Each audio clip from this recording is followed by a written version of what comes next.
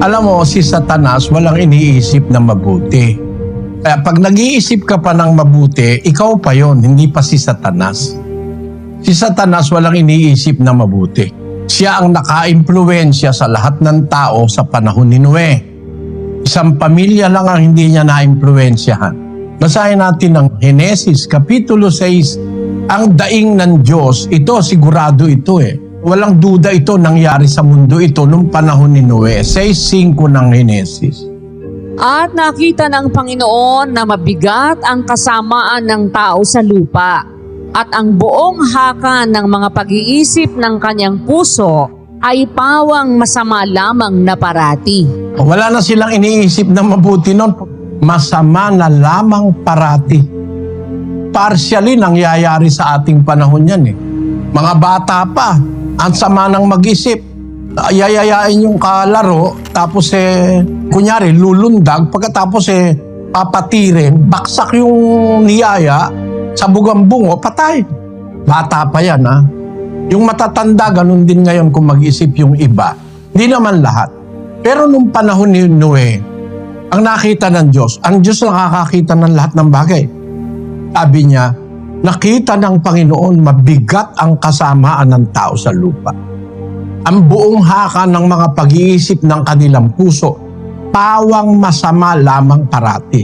Kaya kung nakakaisip ka ng mabuti at tapos ginawa mo, ikaw, nasa sarili mo. Ngayon, pagdadating yung isip na sana nasa gasaan yung matanda, iba na yon. Meron nang pumupunta sa'yo na demonyo. Huwag kang papayag. Kaya pag naisip mo mabuti, gawin mo agad Huwag mong ililiban. Magsasawa rin yan. Lalayasan ka niyan. Labanan mo lahat yung naiisip mong masama.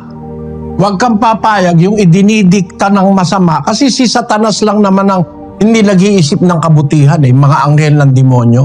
Walang kabutihang naiisip yung mga yon. 8:44 ng Juan. Pakinggan nyo. Kayo'y sa inyong amang Diablo, at ang mga nasa ng inyong ama ang ibig ninyong gawin. Siya'y isang mamamatay tao buhat pa ng una, at hindi nananatili sa katotohanan, sapagkat walang katotohanan sa kanya. Katotohanan sa kanya. Di lahat ng nasa kanya kabaligtaran ng katotohanan. Walang katotohanan sa kanya. There is no truth in him. Kaya walang mabuti kay Satanas Puro kawalang hiyaan ang iniisip noon laban sa Diyos at sa kanyang mga lingkod. Kaya kung nakakaisip ka ng mabuti, pasalamat ka sa Diyos, hindi sira ulo mo.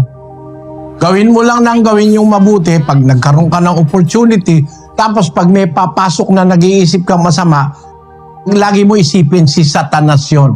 Sabihin mo na lang, sa pangalan ni Jesus na taga Nazaret, layuan mo ako, Satanas. Yun ang sasabihin mo. Eksakto, yun ang sabihin mo Sa pangalan ni Jesus na taga Nazaret, layuan mo ako, Satanas. Lalayas yung mga yan.